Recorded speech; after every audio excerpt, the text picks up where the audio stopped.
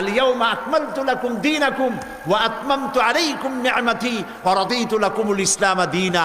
আজ থেকে আমি এই ইসলামকে কমপ্লিট করে দিলাম, পূর্ণ করে দিলাম, এবং আমি আমার নিয়ামতকে কমপ্লিট করলাম। এই দিনের প্রতি আমি রাজি এবং খুশি হয়ে গেলাম।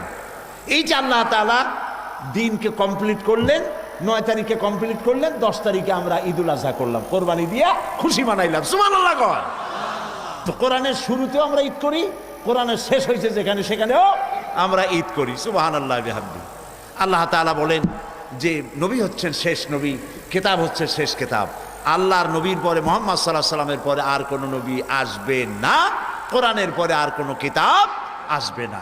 সেই জন্য আল্লাহ তাআলা হেফাজতের দায়িত্ব নিয়েছেন। কোথাকার কোন গোলাম মোহাম্মদ পায়খানায় পড়ে মরছে, এই শয়তান একে যারা, আরেকটি কথা মনে রাখবেন, কাদিয়ানি যারা, কাদিয়ানি ধর্মের অনুসারী যারা